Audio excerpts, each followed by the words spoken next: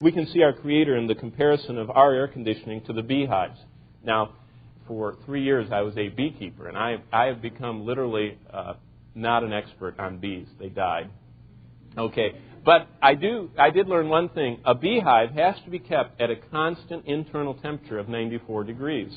And so those bees have perfected the ability, though the outside temperature varies by as much as 60 degrees in a single day, they keep the inside, and scientists put thermometers in there, they keep the inside of that hive always at 94 degrees. That's long before compressors, running massive air conditioners were discovered by humans.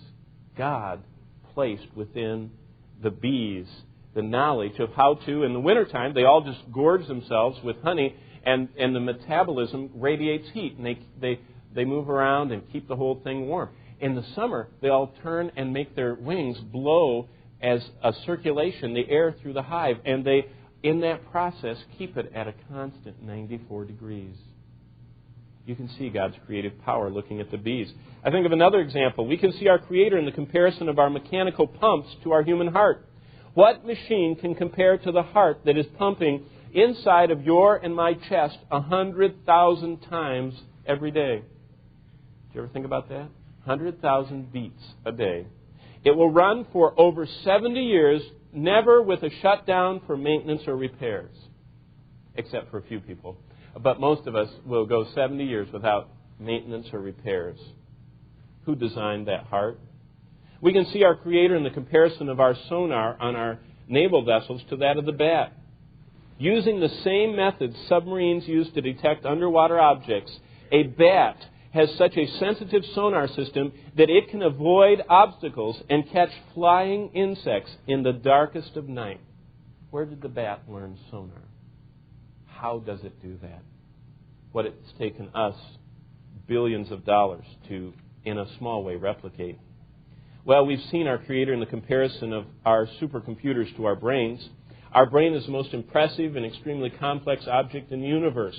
It contains more nerve lines than all the telephone lines of the world put together, electrical signals from over 200,000 living thermometer cells, 500,000 pressure sensing cells, 3 or 4 million pain sensing cells are all routed to the brain. And the signals from our eyes, our ears, our nose, and taste buds join that. It's an amazing example of miniaturization as the brain sorts, stores, and acts on these myriads of impulses. Who built that fantastic computer? Did it slowly build itself? We can see our Creator in the comparison of our modern guidance systems with the migration of the birds and fish. The Pacific golden plover is an outstanding seabird. It breeds in Alaska, but it winters fashionably in Hawaii, 2,000 miles over open ocean. More amazing is the fact that several weeks after the parent birds leave, they nest and leave their young in Alaska, and mom and dad go to Hawaii. And several weeks later, juniors come to a place they've never been, and they always make it to where their parents are, 2,000 miles over open ocean. Where did the plover, without any help, get its guidance system? How did that evolve? That they could find their way across vast oceans.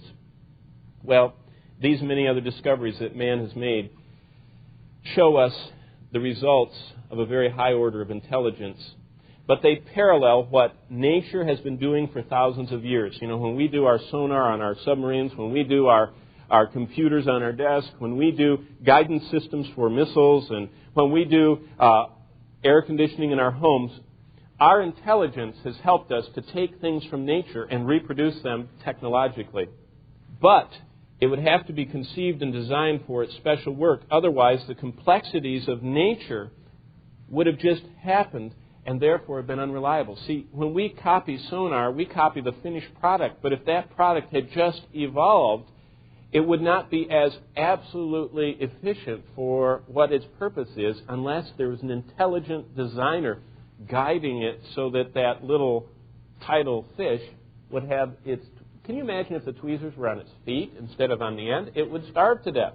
And God made everything totally where it was supposed to be the first time. And we don't see any species on the planet, altering its basic function for existence on this planet. God put it all in. Well, there must be a prior claim to our mind, and that claim can only be the mind of our ultimate God and Creator.